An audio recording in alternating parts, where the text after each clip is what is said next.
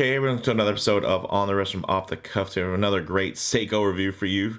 A little bit about the brand. They were founded back in 1881. They are Japanese in origin and now factories throughout Asia. They cover all market segments from entry level to high end. And in terms of the type of watch, I consider this an everyday watch. Some key common characteristics in this language when you're looking for something that you can wear every day. Of course, you're going to want that versatile blend of sporty and dressy attributes, which this watch line really has in spades. Of course, this is the Prospex Alpinist, known as the 1959 Laurel Alpinist reinterpretation, and this is a really special model known as the Deep Lake. And whether you're getting this from Japan and you're looking at the JDM nomenclature of SBDC159 or the international nomenclature here in the US known as SPB249. Essentially, this adventurer's watch extension of the original line dates all the way back to the late 50s. Of course, again, the 1959 Laurel Alpinist reinterpretation. The dial pattern is actually inspired by peaceful alpine lakes found deep in the mountains. You can get this for $750 direct in terms of their MSRP if you were to order this from Seiko USA, or you could do like my brother did. This is actually his personal watch, and get this from Sakurawatches.com for about $478 at the time of filming this. Of course, that is just the current exchange rate. So $478 for a watch like this, pretty outstanding if you ask me. I do have a similar watch that I have reviewed here. It's the Ginza Alpinist, so that's what I'll be using in terms of wrist shots later on, because my brother does have a smaller wrist than me and I'm not going to reset his watch.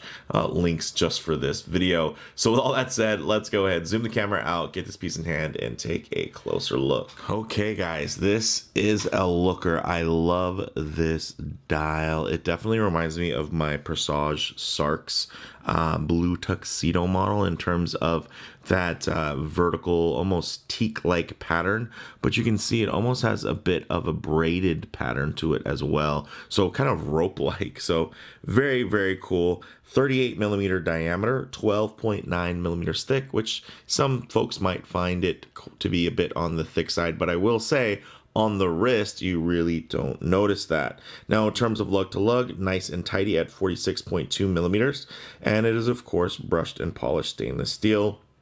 You're also getting a nicely domed sapphire crystal. It is single domed, so the curvature on here is only on the outside, not on the inside. It's going to be flat, which is going to cause more distortion at harsh angles. So you will get a bit of visual play there in terms of that distortion, but ultimate legibility does take a knock. I personally prefer dual curve, but you know, the single curve style is definitely very prominent at this price point, at least within mainstream watches, particularly within Seiko.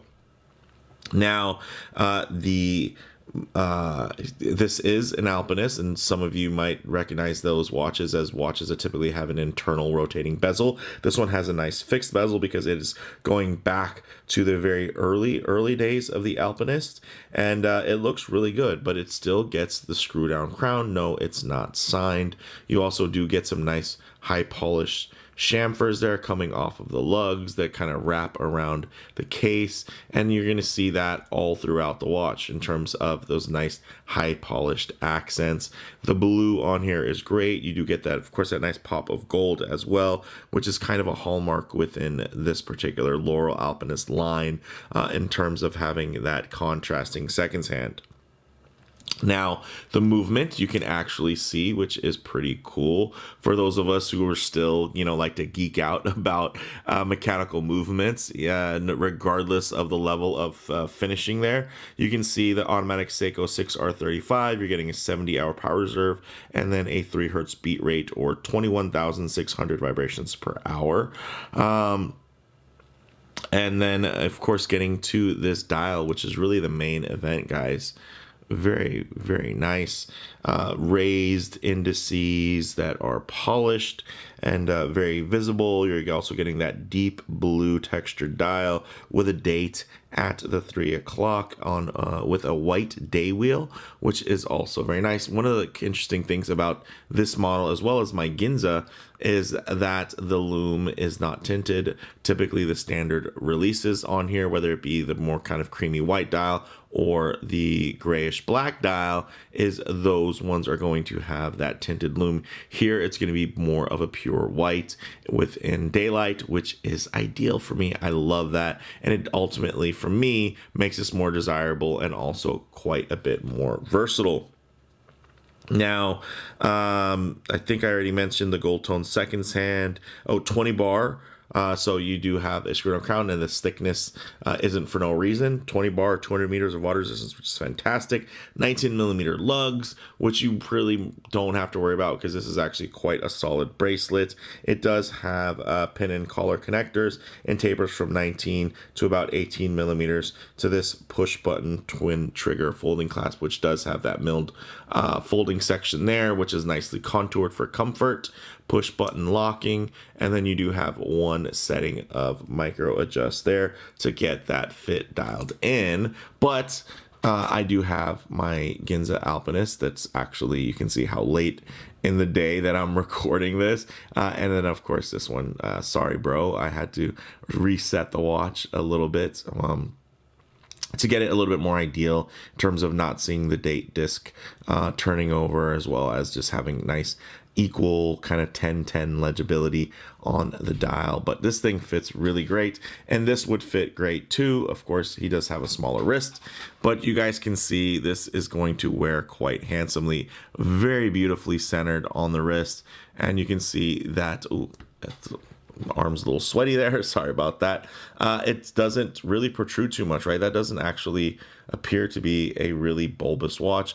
It is, of course, a Seiko, so they have quite a few tricks up their sleeve in terms of making things visually appear much smaller, as well as wear just more nicely in general in terms of their kind of eye for ergonomics. Of course, if I do get the watch a bit too close to the camera here, you are going to get some perspective distortion. So what I like to do is just keep my wrist nice and low here, and then just tighten up the frame so that you guys can get a bit of a more detailed look while still having a bit of a truer perspective of how this will lay.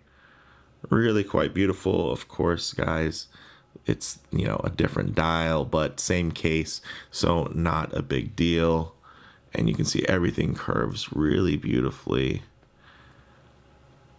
Could it be thinner? Yeah, I'd like it better if it was thinner, but by no means is this thickness a deal breaker. And then it's also for no particular reason. It's a thicker watch, and it does give you more capabilities within that. 200 meters of water resistance, so can't be too upset at all. But let's go ahead, bring that beautiful SPB249 back out, set up for some loom shots, the light transition, and closing thoughts.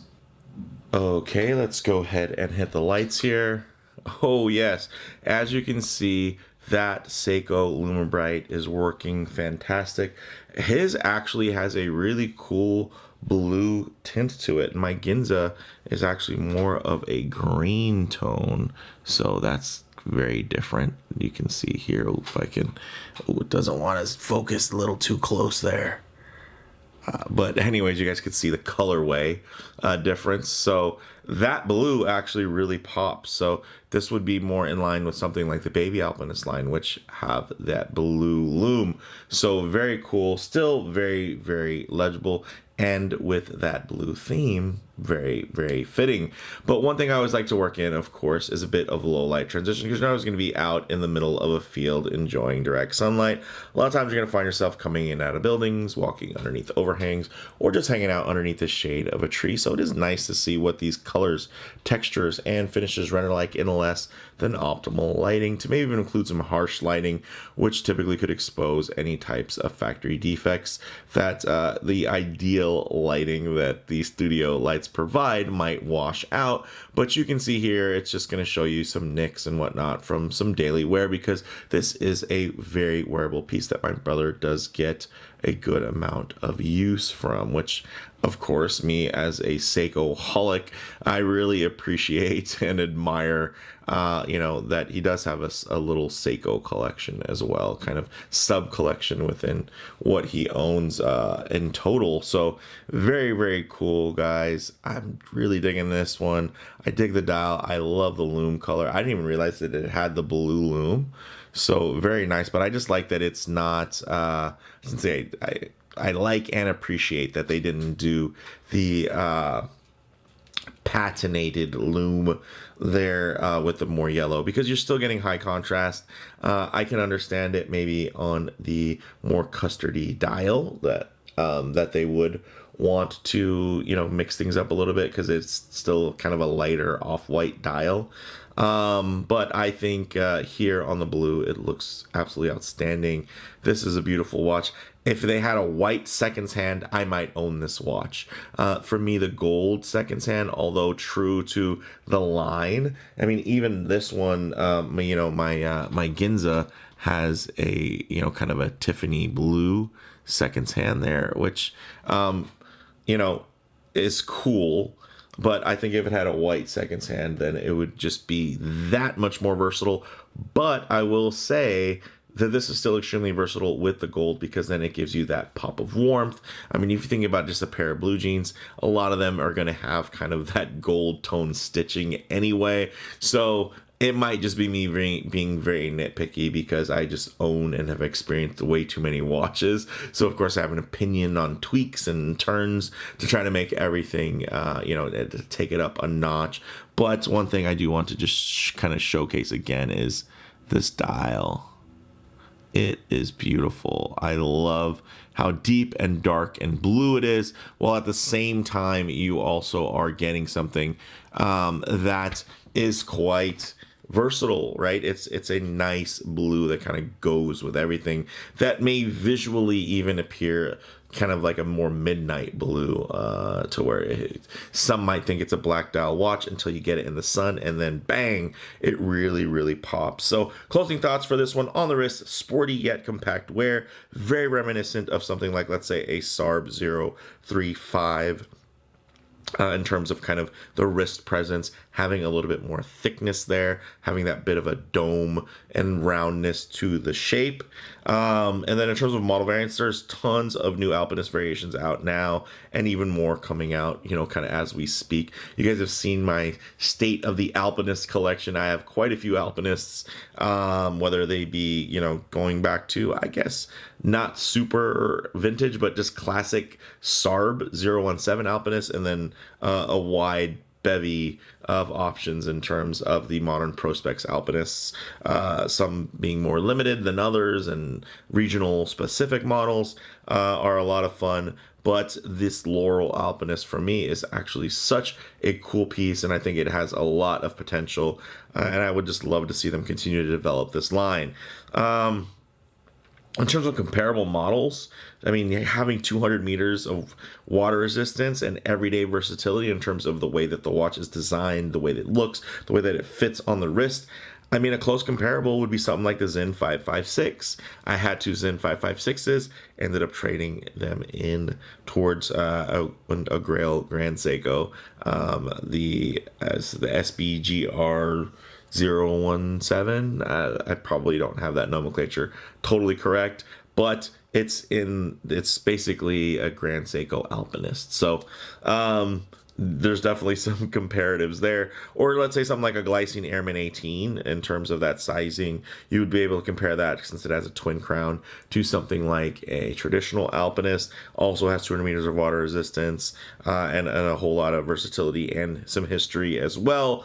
And then now many micro brand competitors are kind of in that same space, putting out these gentlemen's adventure watches with screw down crowns and classic styling. It's really cool to actually see Seiko, right? A brand that we kind of know has been around. It has a real heritage. It's not just picking up design cues from certain eras. They're recreating elements that they originated and trailblazed back in the day. So I think that's pretty fun. So for me, guys, bottom line, this is a super versatile everyday adventure watch with real pedigree for not a lot of money. Again, although even at full price $750, I think it's still a great deal. You can get something like this from Sakura Watches for $478. So under 500 bucks, you can have a watch like this. I think that's pretty outstanding. But let me know what you guys think down in the comments below. If you like the video, please do it like, and if you haven't already, please subscribe for more content just like this.